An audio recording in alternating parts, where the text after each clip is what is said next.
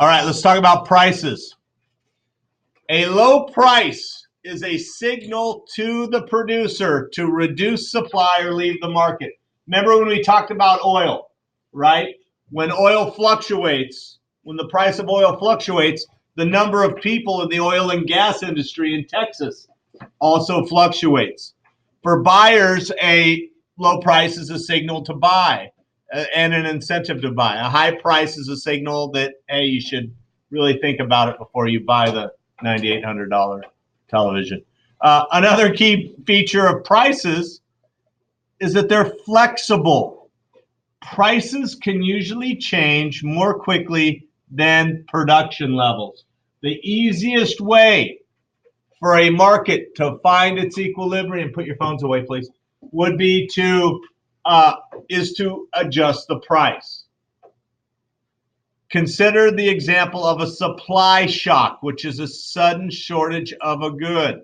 If a natural disaster destroys a crop, for example, supply cannot be quickly restored.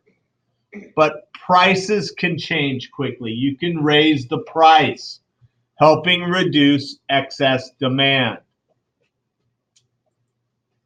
In the aftermath of a hurricane, clean water became scarce, and the price of bottled water skyrocketed. This is an example of the role of prices in regulating supply and demand. Now, there are rules and laws against price gouging, right? You can't automatically just raise the price to take advantage of people. That's against the law now. So that's government intervention, right? Government intervention in the free market. Why can't I charge $20 for a bottle of water if somebody will pay it, right? If somebody will pay it. There are options to the price system. Rationing is a system for allocating goods and services using tools other than price. When rationing is in place, people are told what and how much of a good they can consume. When do we usually have rationing? Times of war, right? Because we want all of our resources to go toward the war instead of making cars or refrigerators. And we need all of our food, as much food as we can, to go to the effort of fighting the war. So you'll get a ration book, right? It says maybe 2 pounds, it'll say a pound of meat. You'll get 2 coupons for a pound each, right, of meat for a week. And you take your coupon to the store and you go, I want a pound of ground beef, and you have to be able to pay and have your coupon. That's how they try to ration, to reduce the demand of something. Why isn't that working? Centrally planned economies use rationing, not price, to distribute goods and services. Rationing is very expensive to administer. There's generally little variety of goods available as producers have little incentive to respond to the demands of the consumers because they're told exactly how much they can produce, right? Rationing also leads to the appearance of black markets, which are illegal markets for the exchange of goods outside the rationing system. One of the biggest arguments against rationing, even in times of war, is that rich people are going to be able to get more because they can buy it outside the market. They have more means available. Whereas free market people say, so what? It's a free market, as much free market as we can get. You should be able to sell your coupons. Prices do not always work efficiently in markets where there's not much competition or in which buyers and sellers don't have enough information.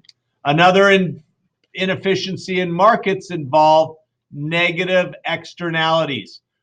That's an externality is a side effect of production that producers do not have to pay and that are not reflected in the prices.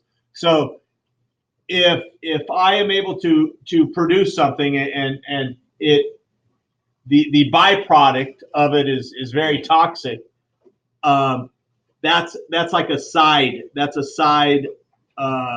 externality, a side effect. If I just dump it in the river, free market people who say there should be no government intervention say that's okay. People won't buy your stuff if you're killing them or if you're polluting. Whereas on the other side, people that are more, not necessarily socialistic, but are more for a little bit more government control, say, hey, we need to regulate some pollution so that we're not killing everybody. So we don't lead, so it doesn't lead to like a toxic water supply, Flint, Michigan, right? We need to have some regulations because businesses, if they're not regulated, will do whatever the heck they want. And they'll like pay salaries at whatever they want, as low as they can. There's no protection. So a shift in the demand curve has led to a shortage of rice. How can this problem be resolved most quickly? Talks among yourself real quick. It should be easy. If there's a shortage of rice, what's the quickest way to fix the shortage? What? Reduce consumption. No. Increase the price. Because if you increase the price, the demand will drop. And you'll get to an equilibrium. That's how you do it the most quickly. Best argument against rationing. What's the best argument against rationing? Black markets. Black markets. It's not really fair because the rich will always get more. In a free market, prices serve several important functions. Prices are like signals that send information to buyers and sellers. For producers, if you're making something, a high price is a signal to increase that supply, make more of it. That's it. Stop sharing.